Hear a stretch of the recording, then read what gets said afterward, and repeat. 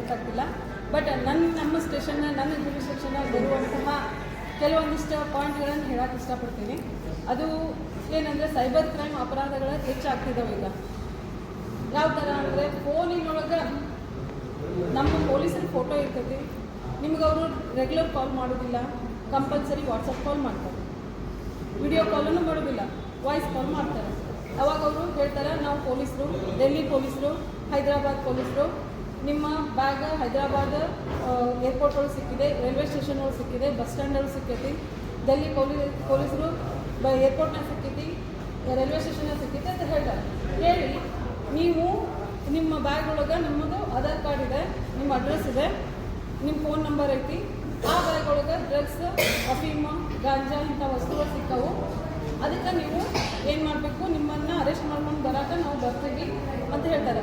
ಅವಾಗ ನೀವು ನಾವು ಇಲ್ಲ ನಾವು ನಿಯರೆಸ್ಟ್ ಪೊಲೀಸ್ ಸ್ಟೇಷನ್ಗೆ ಹೋಗ್ತೀವಿ ಅಂದರೆ ಬೇಡ ಅಂತ ಹೇಳ್ತಾರೆ. ಮನೆಯಾಗ ಯಾರಿಗಾರ ಹೇಳ್ತೀವಿ ಅಂದರೆ ಬೇಡ ಅಂತ ಹೇಳ್ತಾರೆ. ಆ ಟೈಮ್ನಾಗೆ ನೀವೇನು ಮಾಡಬೇಕು, ಆದಷ್ಟು ನಿಯರೆಸ್ಟ್ ಪೊಲೀಸ್ ಸ್ಟೇಷನಿಗೆ ಹೋಗಿ ಪೊಲೀಸರ ಹೆಲ್ಪ್ ತೊಗೋಬೇಕು. ನೀವು ಹಾಗೇನಾದರೂ ಅರೆಸ್ಟ್ ಮಾಡುವಂಥ ಪ್ರೊಸೀಜರ್ ಏನಾದರೂ ಇದ್ದರೂ ಅವರು ಡೈರೆಕ್ಟಾಗಿ ಪೊಲೀಸ್ ಸ್ಟೇಷನಿಗೆ ಬರ್ತಾರೆ.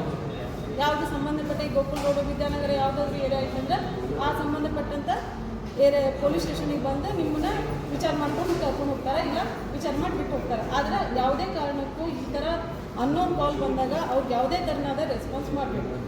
ನಿಮಗೆ ಕನ್ನಡ ಮಾತಾಡೋಕ್ಕೆ ಬಂದರೆ ದಯವಿಟ್ಟು ಅವ್ರ ಜೊತೆ ಕನ್ನಡ ಮಾತಾಡಬೇಕು. ಕನ್ನಡ ಮಾತಾಡಿದರೆ ಏನಾಗ್ತೈತೆ, ಅವರು ಒಳ್ಳೊಬ್ಬಸ್ ನಿಮ್ಮ ಜೊತೆ ಏನು ಕೇಳೋಕ್ಕೂ ಹೋಗೋದಿಲ್ಲ, ಏನಿಲ್ಲ, ಫೋನ್ ಕಟ್ ಮಾಡ್ತಾರೆ. ಆಯಿತು. ಇನ್ನೊಂದು ನೀವಿಲ್ಲ ಇಲ್ಲೆಲ್ಲ ದೊಡ್ಡವರು ಇದ್ದೀರಿ, ನಿಮಗೊಂದು ಕಿವಿ ಮಾತು, ಇನ್ಸ್ಟಾಗ್ರಾಮು, ಫೇಸ್ಬುಕ್ಕು, ವಾಟ್ಸಪ್ಪು, ಟ್ವಿಟ್ಟರ್ ಇಂಥ ಹಲವಾರು ಇವದವು ಆ್ಯಪ್ಗಳಿದ್ದಾವೆ. ಆ ಆ್ಯಪ್ನೊಳಗೆ ಯಾರಾದರೂ ಅನ್ನೋನ್ ವ್ಯಕ್ತಿ ನಿಮ್ಮ ಜೊತೆ ಮಾತಾಡ್ತಾ ಇದ್ದರೆ ದಯವಿಟ್ಟು ಕಟ್ ಮಾಡ್ಕೊಡಿ. ಅದರಿಂದ ಹೆಚ್ಚು ತೊಂದರೆ ಆಗೋದು ಹೆಣ್ಮಕ್ಳಿಗೆ ಹೊತ್ತು, ಅದು ಜೆಂಟ್ಸ್ಗೆ ಆಗ್ತೈತಿ ಆಗಂಗಿಲ್ಲ ಅನ್ನಂಗಿಲ್ಲ, ಬಟ್ ಆಲ್ಮೋಸ್ಟ್ ಸಫರ್ ಆಗೋದು ಲೇಡೀಸ್.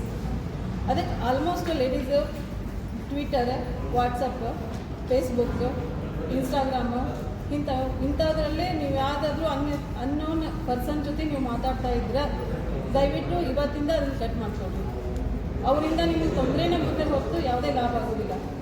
ಇದೊಂದು ಹೇಳಿ ಮತ್ತು once again wish you happy women's day ಅಂತ ಹೇಳಿ